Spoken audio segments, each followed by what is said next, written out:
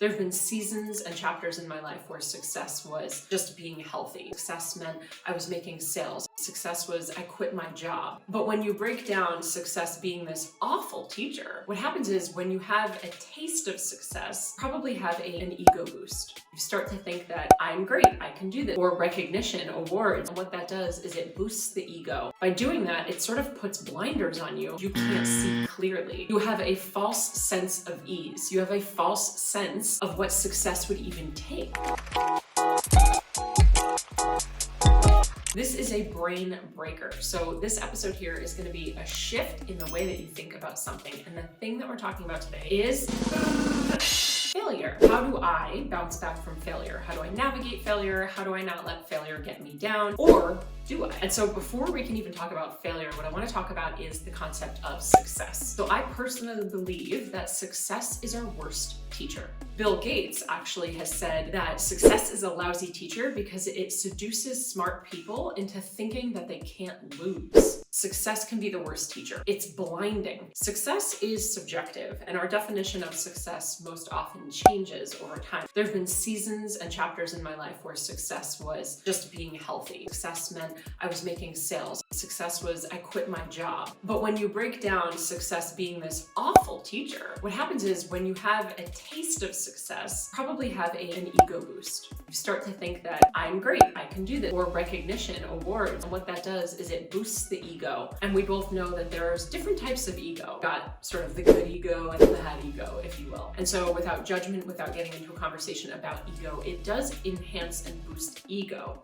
By doing that, it sort of puts blinders on you. You can't see clearly. You have a false sense of ease. You have a false sense of what success would even take. And the next thing is it sort of puts a gap, like a divide or a barrier between reality and the appearance of what is happening. And this is for you. The other thing that I deeply, deeply believe, and I've had this happen to me, is when I do have any glimmer of success, I then feel like I've made it. And that feeling, those thoughts of I have it, I got it, usually then relate or correlate to stopping learning, stopping growing. So when you feel like you've arrived or you've made it, then number one, does the chase or the hunt to get to the next place stop? So maybe you're posting content 5 times a week and you're super intentional, and then all of a sudden it starts to snowball. Maybe something goes viral, you start to make sales and you start to feel good. So you're like, yeah, I'll just take a couple days off. And now you go from posting 5 times a week to maybe you're only posting once or twice a week, and you're losing that consistency and people aren't seeing your content anymore. And so now things aren't really doing well. There's not a lot of engagement. We're wondering what happened. Well, what happened was you got a taste of success, and so you stopped doing the thing that was giving you the success in the first place. And so here's the question.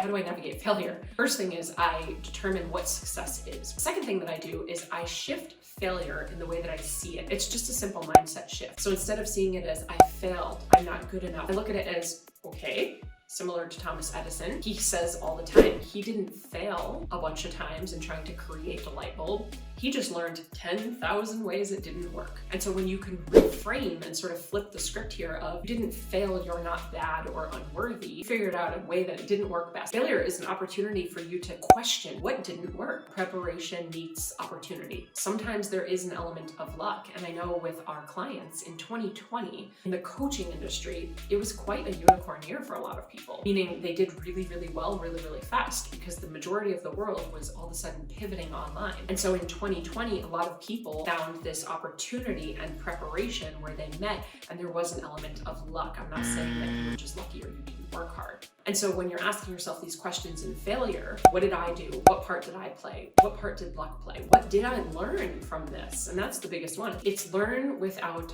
judgment. Learn without passing judgment on yourself. Like think of it as like a Venn diagram. And on one side we have the fact, and on the other side we have the fiction. And so the fact is what happened. From this so-called failure, what happened? Well, I made no sales. Nobody liked my post. Only 10 people came to my live training and I was anticipating 100 people. And on the other side, you're going to write down fiction. What did you make that mean? Well, I made it mean that no one cares about what I'm doing, or that I'm never going to make it in the industry. It's too saturated. And so on the one side, it's the facts, and on the other side, it's the fictions, which are the stories that we make up. And when it comes to failure, we make up a lot of stories. Remember, success is the worst teacher. So when we're successful, we often don't stop and pause to look at the lessons. I challenge you to try this. It's really difficult to come up with lessons when you were successful, because you're sitting there trying to figure out, well, why did it work? What worked well? No, it just worked. But when you fail, it's really easy to, for one, point fingers at people, places, and things that got in the way. And then number two is we make meaning out of it. And that's just what we do as humans. And the reason that we do that is because we're protecting ourselves. We're protecting our ego, because we don't want to be wrong. We don't want to be the ones that messed up. We don't want to have to take full responsibility for something. So I'm not saying when you create the chart of fact and fiction that you have to take on full responsibility for every single thing. There are going to be things that are out of your control. But when you start to recognize these patterns of what you make things mean, then you can start to detach yourself from that and understand that the facts are the facts. When you get caught up on the failure and what you make it mean, you tend to go into a spiral. I know you've been there. I definitely have. We go into this loop of negativity. But when you can take a look and do some work of where is this coming from, you can start to recognize that a lot of these feelings and meanings that you create have come from other places. A lot of times people are afraid of, yes, failure, but we're also afraid of rejection, people saying no. So I've shared this story before, but I grew up in a household of artists. My mom is an artist, she's a professional artist. My brother's super artistic, he's 5 years older, so I was always watching him in art growing up, and then I am an artist as well. So growing up, I was in all of those special art classes. However, in my brain, never as talented as my mom. At a very young age, I created a story that my art wasn't good enough. And the reason that I created that story was because when I was in kindergarten or first grade, I would make art and my mom and dad didn't hang it on my refrigerator. It made this mean in my head that my artwork wasn't good enough to be displayed at home. I subconsciously created the story that my artwork wasn't good enough. And so I carried this story with me for 20 something years that it just was never good enough, which meant that I wasn't good enough. And so that fed into my sort of perfectionism and need to be perfect and have all these awards and accolades. And I needed to win at any cost. And I've talked about that before too. And in my mid-30s, a couple of years ago, I realized, why do I not do art anymore? Well, where's that coming from? And I started to go back to the first time that I remembered feeling like my artwork wasn't good enough. And the very first memory I had was around, kindergarten or first grade. I'm not saying anything is wrong with my parents. They didn't do anything wrong. Well, when they didn't show me, then I felt it wasn't true. If it wasn't true, then did it mean I wasn't good enough? And if I wasn't good enough, was I actually worthy? And if I wasn't worthy, was I loved? And the answer is yes. This is how crazy our brains are. They do this, they connect the dots, they make meaning out of things.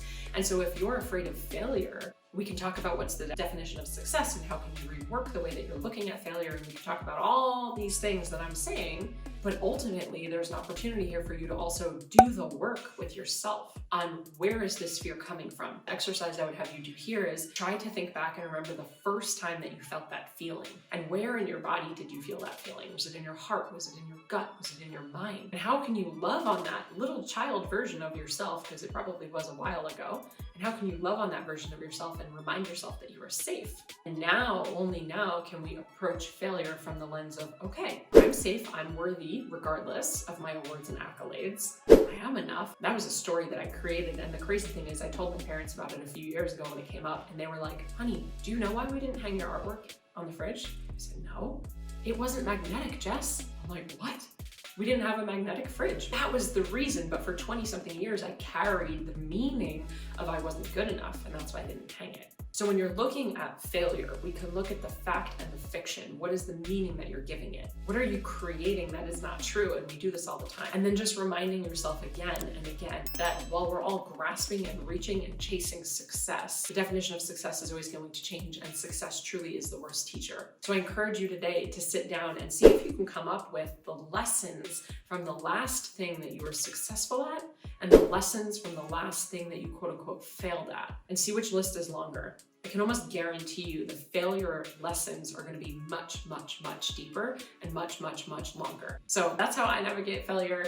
I hope this was helpful. I would love to hear from you, sort of what ahas you had. Share your takeaways, shout me out, and tag me on Instagram so I can say what's up. I am Jessica DeRose, and as always, cheers to your evolution.